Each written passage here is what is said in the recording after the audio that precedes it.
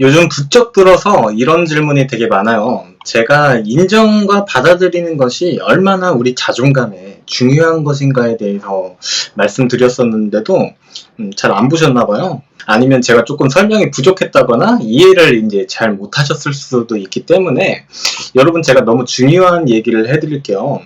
여러분 상대방이 믿고 자격지심을 내가 상대방에게 가지게 되고 질투심을 느끼게 되거나 제외하시는 분들은 상대방 생각이 많이 나게 되고 이런 것 등등 이런 자신들이 생각했을 때 부정적인 감정들에 대해서 엄청나게 경계를 하시는 분들이 많아요. 제가 전에 영상에서도 말씀을 드렸을 거예요. 자신의 감정이 잘못된 게 아니라고요. 자기 감정을 부정하게 되면 자신을 비하하게 되고 오히려 자존감이 낮아지고 많은 문제점들이 생긴다고 말씀드렸어요. 그런데도 이런 질문이 많아. 선생님, 전 왜 이렇게 상대방이 하는 행동에 질투심을 많이 느낄까요? 왜 그 사람에게 원망을 많이 할까요? 여러분, 잘하고 있는 거예요. 예전 같았다면 여러분 이런 생각 잘 안 했어요. 질투심을 느끼는지 인지조차 하지 못하고 일단 미성숙한 행동을 해왔고 자격지심을 느끼는지 인지조차 하지 못하고 관계를 망쳐왔고 원망하는지조차도 모르고 투덜대기만 해왔어요.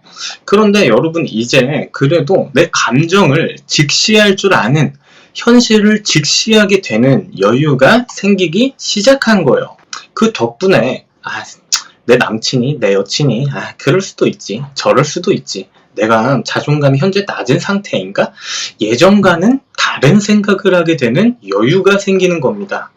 이제 예전처럼 감정적으로만 행동하기보다는 내 감정을 먼저 생각해보고 직시할 줄 알게 된다는 건 여러분 많이 발전한 거예요. 여러분 긍정적인 생각이라는 것은 여러분 그냥 마냥 좋게 생각하는 게 긍정적인 생각이 아닙니다. 그건 무한 긍정이에요. 무한 긍정은 오히려 여러분에게 희망 고문으로 다가오고 덫에 걸리게 될 겁니다. 내가 원치 않는 결과를 맞이했을 경우 엄청나게 큰 절망감을 가져올 수 있어요. 긍정적인 생각이라는 건 제가 마인드 컨트롤 2편에서 도널드 트럼프가 했던 말을 예시로 들어드렸었습니다. 1970년대 뉴욕시가 파산에 직면했을 때 일반 사람들은 정부가 파산을 하면 우리가 어떻게 살아남을 수가 있겠어? 라고 생각했지만 도널드 트럼프는 이럴 때 이렇게 대부분의 많은 사람들이 두려워만 하고 있을 때 어떻게 하면 내가 부자가 될 수 있을까? 투자를 하게 된다면 이 투자에서 부정적인 측면은 무엇인가? 일어날 수 있는 최악의 시나리오는 무엇인가? 최악의 시나리오가 일어난다면 이것을 어떻게 극복할 것인가? 현실을 직시하고 두려움을 받아들이고 오히려 두려움을 극복하려 함이 긍정적인 생각입니다. 마냥 좋게 잘 될 거야, 난 잘 될 거야 라고 주문을 거는 건 긍정적인 생각이 아니라 자신을 오히려 부정하는 행동이 되는 겁니다. 그래서 무한 긍정은 오히려 여러분의 멘탈을 해치는 덫이 되는 거예요. 아까 말씀드렸듯이 상대방에게 어떠한 상황에 질투심을 느끼고 서운함의 감정을 느꼈다면 시간 좀 지나고 얘기를 해보세요. 상대방을 비난하고 공격적으로 대하기보다는 자기야 너 나랑은 약속도 잘 안 나오면서 저번에 여사친들이랑은 잘 노는 거 보고 질투 좀 많이 나더라. 그래서 덕분에 많이 힘들었어. 다음엔 나한테 더 잘해줄 거지? 라고 얘기하는 게 훨씬 더 낫습니다. 그럼 상대방은 여러분에게 변명을 하거나 서로 비난을 하기보다는 여러분을 안아주거나 사랑스럽게 바라볼 거예요. 감정을 현명하게 표출할 줄 알고 상대에게 자신이 원하는 것을 이렇게 말할 줄 알면서 대화를 하다 보면 자연스럽게 서로 간의 신뢰감이라는 게 생기면서 더욱더 솔직하고 진솔한 대화를 나눌 수 있습니다. 이건 제가 작업 3편에서 설명드렸던 레포, 즉 공감대 형성의 기술이라고 보셔도 됩니다. 정말 건강한 연애를 할 수 있을 거예요. 상대방은 여러분에게 더욱더 노력하고 싶어질 거예요. 제외할 때도 마찬가지입니다. 어떤 방법이 옳고 그르냐를 얘기하고 싶은 게 아니라 어떤 상황이든 내가 어떻게 어떤 관점에서 바라보느냐에 따라서 여러분이 취하는 행동은 천차만별이 되는 거예요.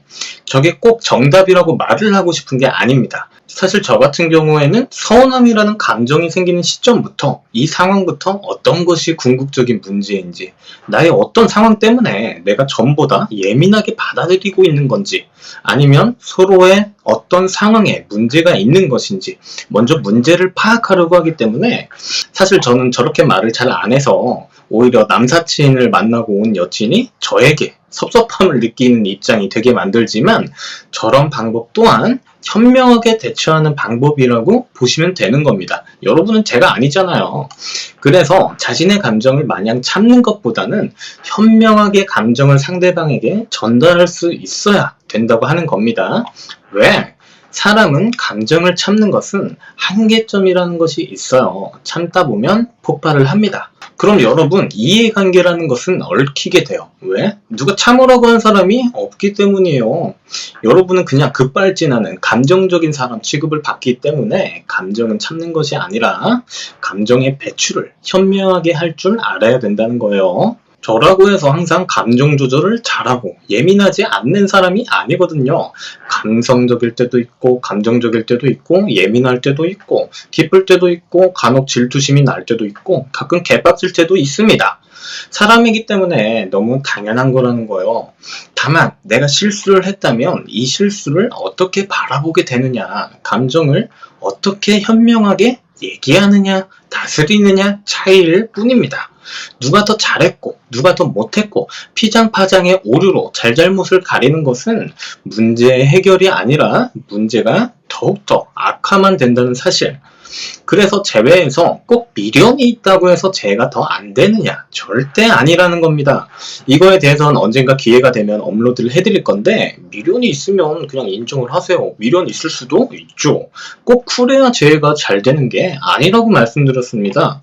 미련을 잔뜩 가지고 있으셨지만 최근에 자신의 감정을 현명하게 잘 전달할 줄 아는 것만으로도 오히려 자존감 있고 자신감 있게 여유 있게 대하셔서 상대와 이 2년 간의 갈등이 풀리고 드디어 재해가 되신 분도 있습니다. 원래는 그분 영상을 올려드리려고 했는데 사연을 적어주시긴 했는데 내용이 많이 부족. 그래서 결과적으로는 상대방에게 어장관리다, 바람을 피려는 것이다, 얘는 쓰레기다, 자꾸 본인 스스로 을의 입장에서 상대방을 비판만 하고 원망만 하는 투덜거리는 사람이 되기보다는 내가 과연 나 스스로 어떤 관점에서 바라보고 있는가를 생각해 본다면 대부분의 문제는 현명하게 대처할 수 있을 겁니다. 자, 이상 연애 비타민 시온이었고요. 감사합니다.